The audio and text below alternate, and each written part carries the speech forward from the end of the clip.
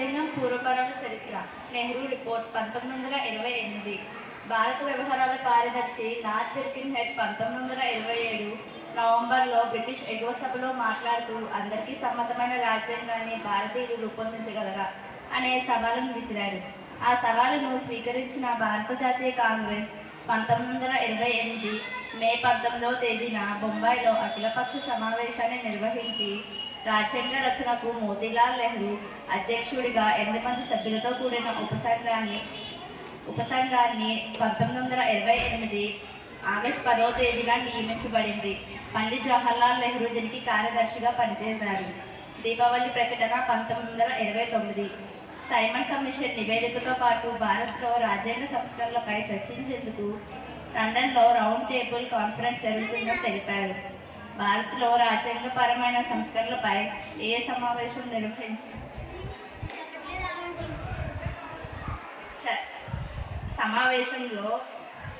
లండన్లో సమావేశాన్ని ఏర్పాట్లు చేశారు. మొదటి రౌండ్ టేబుల్ సమావేశం 1930 నవంబర్ 12వ తేదీ నుండి 1931 జనవరి 19వ తేదీ వరకు మొదటి రౌండ్ టేబుల్ సమావేశం లండన్లో జరిగింది. భావి భారత రాజ్యాంగం సమాజంగా ఉండాలా లేక ఏకకేంద్రంగా ఉండాలా అనే అంశం మీద చర్చ జరిగింది. ఈ సమావేశంలో కాంగ్రెస్ పాల్గొనకపోవడం వల్ల ఎటువంటి ప్రగతి లేదు. గాంధీ ఇర్విన్ ఒప్పందం. కాంగ్రెస్ ప్రాతినిధ్యం లేకుండా రాజ్యాంగ సంస్కరణలపై ఏ సమావేశం నిర్వహించినా ఫలితం ఉండదని బ్రిటిష్ ప్రభుత్వం భావించి త్వరలో జరగబోయే 2వ రౌండ్ టేబుల్ సమావేశంలో పాల్గొనడానికి గాంధీజీని ఒప్పించాలని బ్రిటిష్ ప్రభుత్వం లార్డ్ ఇర్విన్ను ఆదేశించింది.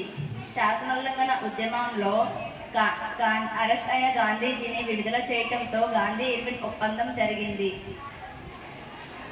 ఒప్పందంలో ముఖ్యాంశాలు: రాజకీయ ఖైదీలను విడుదల చేయటం, శాసనోల్లంఘన సమయంలో స్వాధీనం చేసుకున్న ఆస్తులను తిరిగి ఇచ్చివేయటం, శాసనోల్లంఘన ఉద్యమాన్ని నిలిపివేసి 2వ రౌండ్ టేబుల్ సమావేశంలో కాంగ్రెస్ పాల్గొనడం. 2వ రౌండ్ టేబుల్ సమావేశం 1931 సెప్టెంబర్ 7వ తేదీ నుండి డిసెంబర్ 7వ తేదీ వరకు 2వ రౌండ్ టేబుల్ సమావేశం లండన్లో జరిగింది. నార్త్ వెస్టర్న్ ప్రోవిన్స్ మరియు సింధ్ ఏర్పాట్లు చేస్తున్నట్లు ప్రకటించడం చేత దీనిని విభజించు పాలించు అనే విధానంగా భావించి గాంధీజీ దీనికి తీవ్రంగా వ్యతిరేకించారు. 3వ రౌండ్ టేబుల్ సమావేశం 1932 నవంబర్ 17వ తేదీ నుండి డిసెంబర్ 24వ తేదీ వరకు 3వ రౌండ్ టేబుల్ సమావేశం లండన్లో జరిగింది. సమస్యలు సృష్టించాలనుకునే వారిని సమావేశానికి ఆహ్వానించలేదు. అందువల్ల కాంగ్రెస్ ప్రతినిధులు సమావేశానికి హాజరు కాలేదు. 3వ రౌండ్ టేబుల్ సమావేశంలో చేసిన సిఫార్సుల్లో ఎక్కువ భాగం 1935 భారత ప్రభుత్వ చట్టంలో స్థానాన్ని పొందాయి. భారత ప్రభుత్వ చట్టం 1935 బ్రిటిష్ వారు రూపొందించిన రాజ్యాంగ సంస్కరణ చట్టాలలో భారత ప్రభుత్వ చట్టం 1935 వివరణాత్మకమైంది మరియు సుదీర్ఘమైంది. 1937 ఏప్రిల్ నుండి ఇది అమల్లోకి వచ్చింది.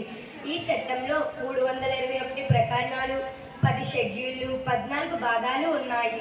ఇప్పుడు ఉన్న రాజ్యాంగంలో 70% అంశాలు అప్పుడు ఉన్న 1935 భారత ప్రభుత్వ చట్టం నుంచి తీసుకున్నవే. ఎంఎన్ రాయ్ 1934లోనే రాజ్యాంగ పరిషత్ అనే భావాన్ని మొట్టమొదటిసారిగా ప్రకటించారు. 1935లోనే రాజ్యాంగ పరిషత్ ఏర్పాటు కోసం బ్రిటిష్ ప్రభుత్వాన్ని కాంగ్రెస్ డిమాండ్ చేసింది. 1942 క్రిప్స్ రాయబారం రాజ్యాంగ పరిషత్ ఏర్పాట్లు అవుతున్నట్లు అధికారికంగా ప్రకటించారు. 1946లో కేబినెట్ కమిటీ రాయబార సిఫార్సుల మేరకు రాజ్యాంగ పరిషత్ ఏర్పాటు అయింది. 1946 జూలై ఆగస్టులో రాజ్యాంగ పరిషత్కు ఎన్నికలు జరిగాయి. ఇప్పుడు రాష్ట్రాలు అంటున్నాం. అప్పట్లో అంటే 1946లో ప్రావిన్సెస్ అనేవాళ్ళం. బ్రిటిష్ ఇండియాలో 11 ప్రావిన్స్లు ఉన్నాయి. ప్రతి ప్రావిన్స్ నుండి సుమారు 10 లక్షల జనాభాకు ఒక సభ్యుడు మాత్రమే రాజ్యాంగ పరిషత్కు ప్రాతినిధ్యం వహిస్తారు. సభ్యులు రాజ్యాంగ పరిషత్లో మొదట్లో 389 మంది సభ్యులు. పాకిస్తాన్ రాజ్యాంగ పరిషత్ విడిపోగా భారత రాజ్యాంగ పరిషత్లో 299 మంది సభ్యులు ఉన్నారు. వీరిలో స్వదేశీ సంస్థానాల నుండి 70 మంది సభ్యులు నామినేట్ చేయబడ్డారు. రాజ్యాంగ పరిషత్కు ఎన్నికైన తెలుగువారిలో కొందరి గురించి తెలుసుకుందాం. టంగుటూరి ప్రకాశం, నీలం సంజీవరెడ్డి, పట్టాభి సీతారామయ్య, ఎన్జి రంగా, కళా వెంకట్రావు, దుర్గాబాయ్ దేశ్ముఖ్. రాజ్యాంగ పరిషత్ మొదటి సమావేశం 1946 డిసెంబర్ 9న ఢిల్లీలో పార్లమెంట్లో జరిగింది. మొదటి సమావేశానికి 211 మంది హాజరయ్యారు. డిసెంబర్ 9న రాజ్యాంగ పరిషత్లో సీనియర్ సభ్యుడైన సచ్చిదానందన్ సిన్హాను తాత్కాలిక అధ్యక్షుడిగా, ఫ్రాంక్ యాంథోనీని ఉపాధ్యక్షుడిగా ఎన్నుకున్నారు. డిసెంబర్ 11న డాక్టర్ బాబు రాజేంద్ర ప్రసాద్ను రాజ్యాంగ పరిషత్లో శాశ్వత అధ్యక్షుడిగా, హెచ్సి ముఖర్జీని ఉపాధ్యక్షుడిగా ఎన్నుకున్నారు. రాజ్యాంగ పరిషత్ చిహ్నం ఏనుగు. ఆశయాల తీర్మానం 1946 డిసెంబర్ 13వ తేదీన జవహర్లాల్ నెహ్రూ గారు 8 అంశాలతో కూడిన ఆశయాల తీర్మానాన్ని ప్రతిపాదించారు. ఈ ఆశయాల తీర్మానమే రాజ్యాంగానికి, రాజ్యాంగ తత్వానికి, ఆదర్శాలకు, లక్ష్యాలకు మూలం. ఇది ప్రవేశకు ఆధారం. ఆశయాల తీర్మానాన్ని రాజ్యాంగ పరిషత్ 1947 జనవరి 22వ తేదీన ఏకగ్రీవంగా ఆమోదించింది. రాజ్యాంగ పరిషత్ కమిటీలు పరిశీలనకు 22 కమిటీలు ఏర్పాటు చేశారు. వీటిలో 12 విషయ కమిటీలు, 10 ప్రక్రియ కమిటీలు, 7 ఉప కమిటీలు, 15 మైనర్ కమిటీలు కూడా నియమించారు. ఈ కమిటీలలో ఒక ముఖ్యమైన కమిటీ డ్రాఫ్టింగ్ కమిటీ. దీని అధ్యక్షుడిగా డాక్టర్ బిఆర్ అంబేద్కర్ గారు 6 సభ్యులతో కమిటీ నియమించారు. 1947 ఆగస్టు 29వ తేదీన రాజ్యాంగ పరిషత్ సమావేశాలు, చర్చలు. డ్రాఫ్ట్ కాన్స్టిట్యూషన్ ఫిబ్రవరి 21, 1948న ప్రచురింపబడింది. దీనిలో 315 ఆర్టికల్లు, 8 షెడ్యూళ్లు ఉన్నాయి. రాజ్యాంగ ప్రతిపై ప్రజలు 7,635 సవరణలు చేయగా దీనిలో 2,473 చర్చకు వచ్చాయి. రాజ్యాంగ పరిషత్ ఈ ముసాయిదాను 114 రోజుల్లో పరిశీలించింది. రాజ్యాంగ పరిషత్ మొత్తం 11 సమావేశాలు జరిగాయి. రాజ్యాంగ పరిషత్ వర్కింగ్ డేస్ 165 రోజులు. భారత రాజ్యాంగ పరిషత్ చిట్టచివరి సమావేశం 1950 జనవరి 24వ తేదీన జరిగింది.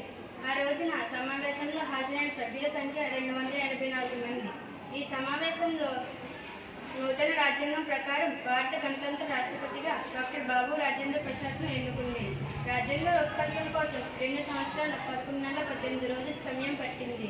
ముసాయిదాని రాజ్యాంగ పరిషత్ 1949 నవంబర్ 26వ తేదీన ఆమోదించి చట్టంగా మార్చింది. 1949 నవంబర్ 26వ రోజు నుండి పౌరసత్వం, తాత్కాలిక పార్లమెంటు ఎన్నికలు అమలులోకి వచ్చాయి. పేర్లు.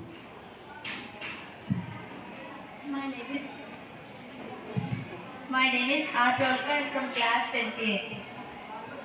My name is Vaishna. I am class from 10th year. My name is Kirtana. I am from class 10.